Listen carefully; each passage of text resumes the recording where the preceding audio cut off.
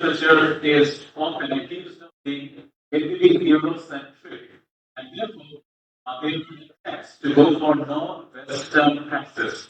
I'm not going to elaborate on this, but it's showing that in the British, German, and North American comparative models, they have developed several Asian, say Chinese, African, Latin American, and very close Indian models of comparative literature.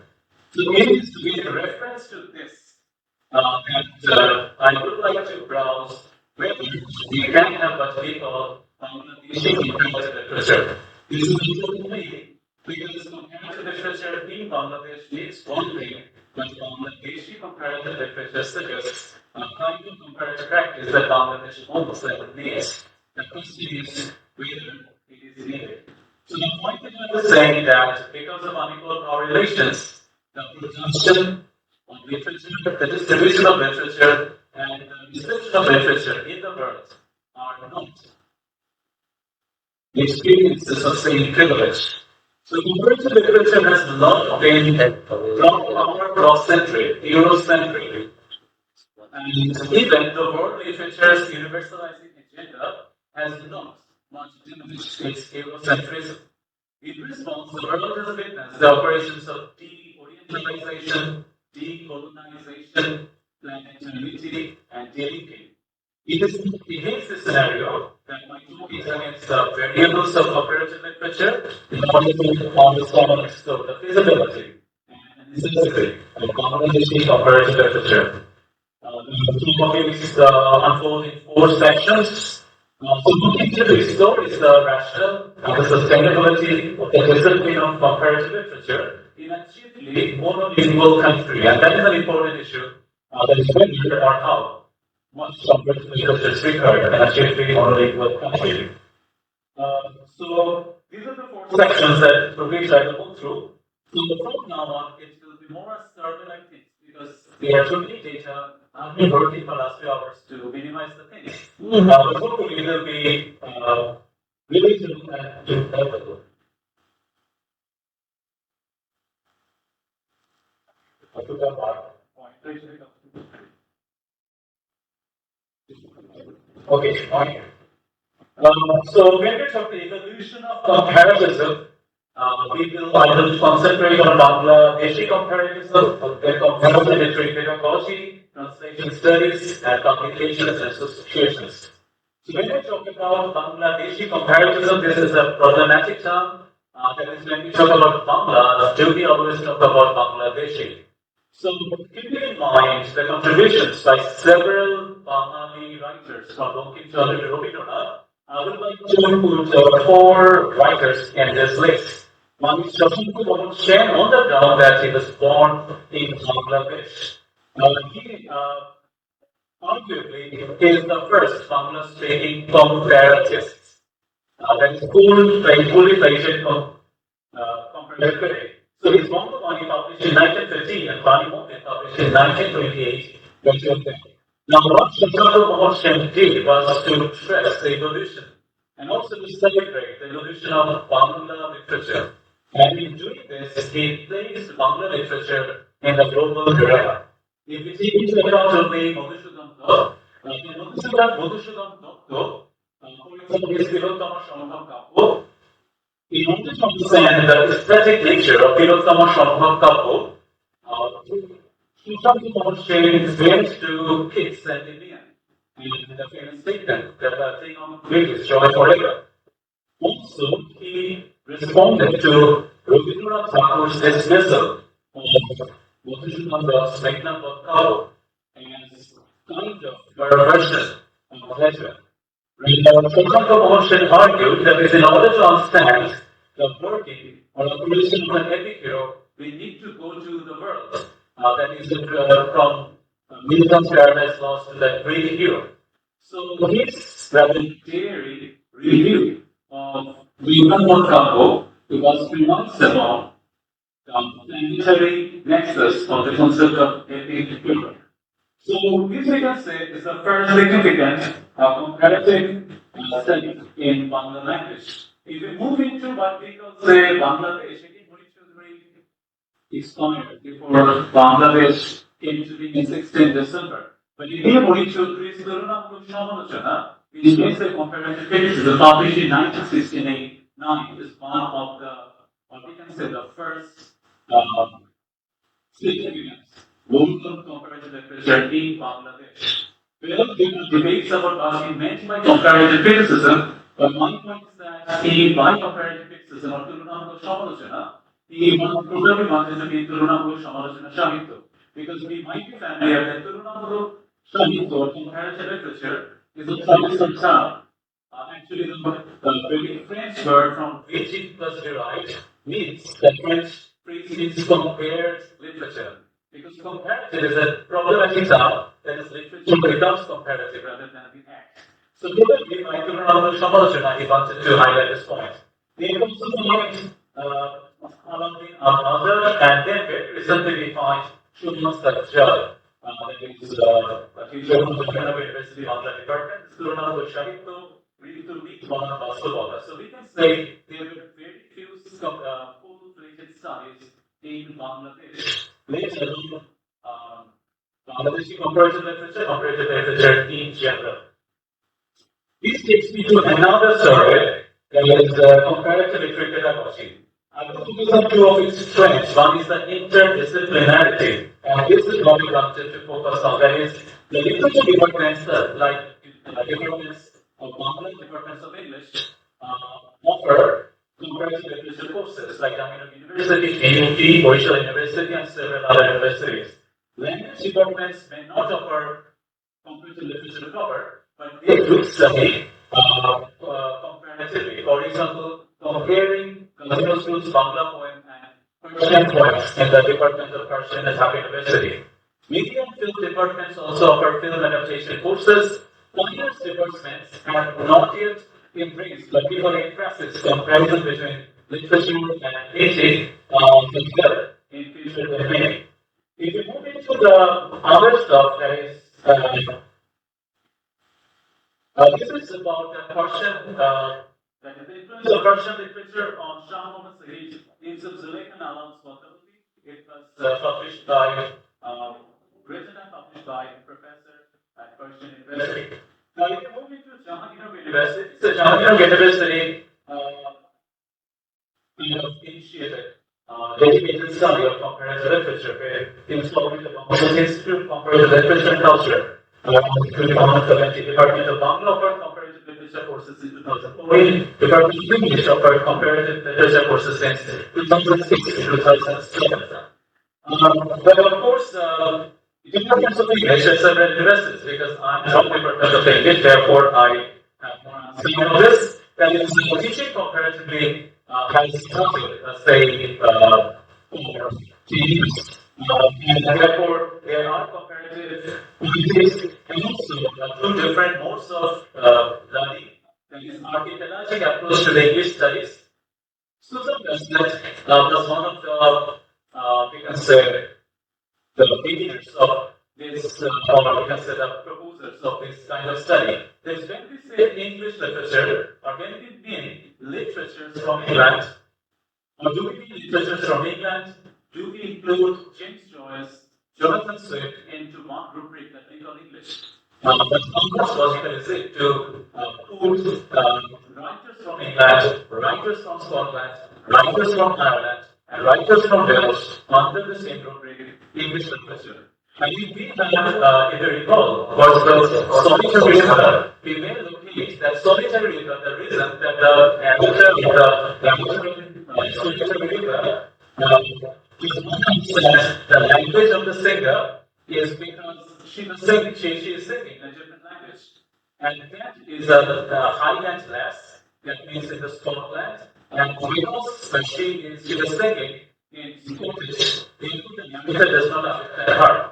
A little study could have shown how seen from an English poet's perspective, a Scottish girl is otherwise and exoticized.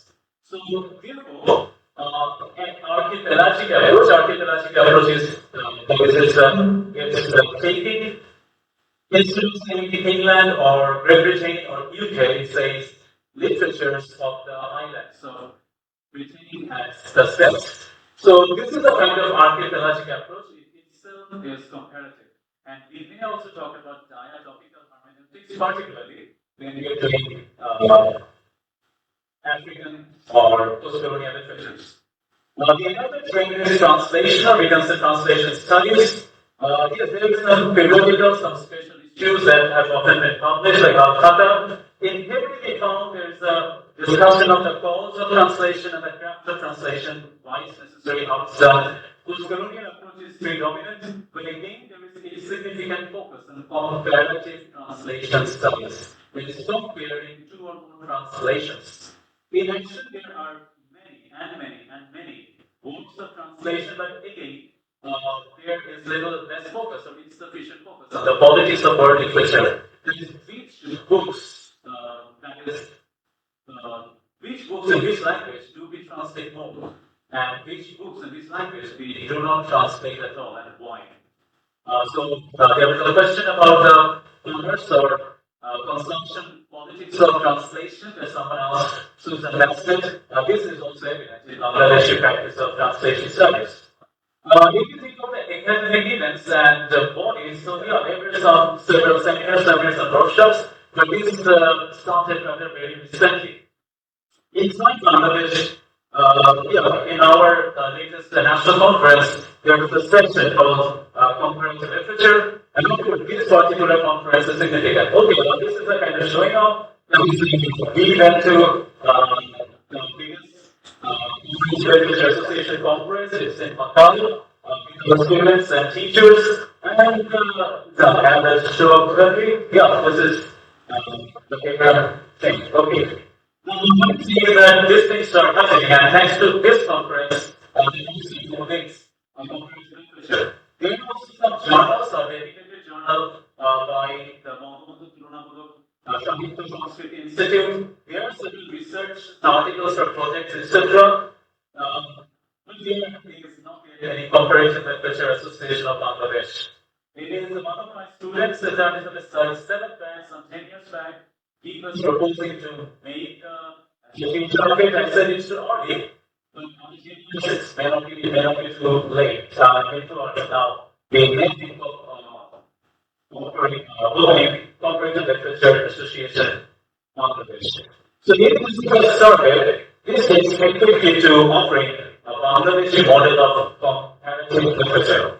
This is more detailed, so I will be a little briefer because discussing this technical will take time. So I will concentrate on 3 of these. One is the trends. By trends, I mean that is something that I will discuss in the next 2 slides. We have written 2 trends in comparative literature. One is inter-national comparatism, that is comparing literatures of Bangladesh and literatures and films of other countries. The other is intra-national comparison. That is rather very rare. There is comparing Bangladeshi literature composed in Bangla and Bangladeshi, including diasporic literature composed in other quote-unquote other languages. The second is the modalities. Modalities is that is when we are doing comparison. 2 things, 2 modes might be there. One is genetic contact. There is very 2 phenomena, which is called comparanda. 2 phenomena or 2 objects of comparison.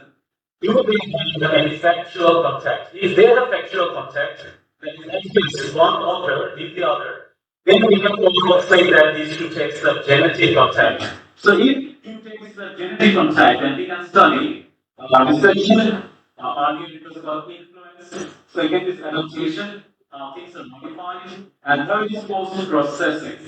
This happens after adaptation. That is how, say, Hamlet or say, Marriage, multiple scales and translation have also generated a plethora of works incorporating magical realism. So post-processing is the way work of translation or adaptation generated writings in that country. The other is typological affinity. Typological affinity have extended to text authors and no connection. but there are some similarities. So therefore we call it affinity because of types. So in this case we look for affinity the similarities. The other is less similarity, more contrast, and third is variation, that is deviation, sometimes critical. The third is the approaches. So I would like to take the approaches in Bangladesh regarding comparative literature must be political and systemic. That is interdisciplinariness. That is when we are comparing, there should be focus on the dissimilarities in literary and aesthetic features across the globe. Third is decoloniality. Decolonialism is a critic of post-colonialism on the ground that post-colonialism is chiefly monolingual and focuses on Anglo-colonization. Decoloniality concentrates on delinking. It's not only a critic, but also delinking or breaking off from the coloniality of knowledge. That is, breaking off or breaking on liaison into logical, ontological, and theological principles of knowledge and consequences. Third point I concentrate often on is multidisciplinarity. It is comparative literature with all criticisms on must compare or must include comparison not only between literature and literature, but also between literature and film, literature and music, literature and painting, literature and sculpture. So multidisciplinarity suggests this inter-artistic perspective. Now for the next 10 minutes, I will offer a very quick survey of the existing framework and the possibilities that in these two traits Bangladesh may have, that is international comparatism and international comparatism. So this will be two quick sessions. So if we say international comparison, one aspect will be comparison between Bangladeshi and South Asian literatures. And interesting study could be, I will give just an example. For example, comparing medieval Bangla romances, like Soviet Allah's Kolkapati is a post-processed version of Malik Muhammad Jaisis in the Hindi epic Padma.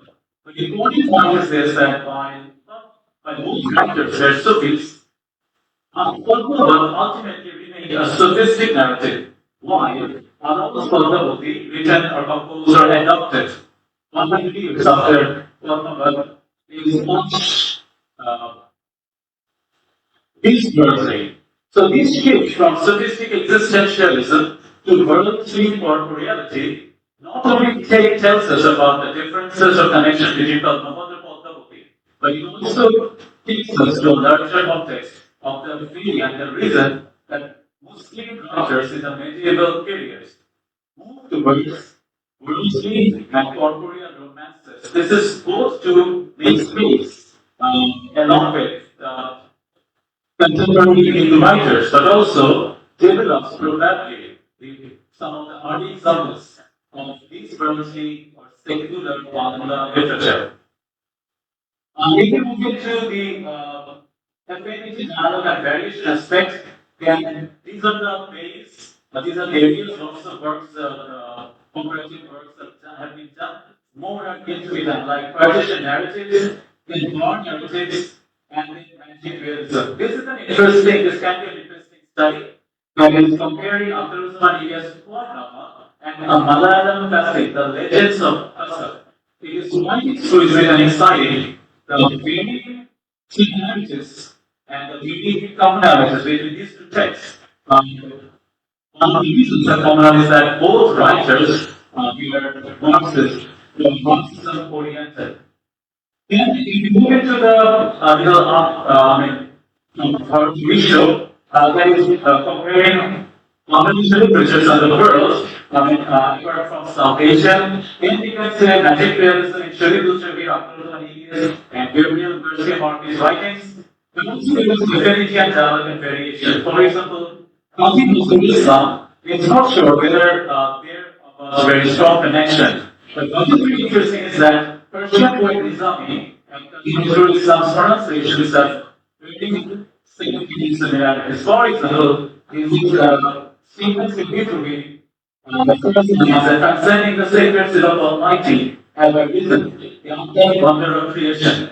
It has the exclusive connection with lines of Qasida by Nizami Ganjari and Azerbaijan report that I am height of knowledge, my protection threat, my faith is free, my proud forehead has become as powerful as sky once down, etc. So these are the things that how comparison can take us further. This could be an exciting, in the sense that similarities, the rape marriages of Iranian marriages and the South Korean comfort women.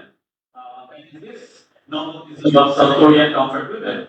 And we may know that Shahid after Samash, based on Iranian narrative, was translated into South Korea, South Korean language, Korean language. The reason is that the translator, professor, she found quite connection between the trauma of these Iranians and the trauma of the Korean comfort women. Then if you move into directly outside Bangladesh, so it can be Angolan and the other, that is when we move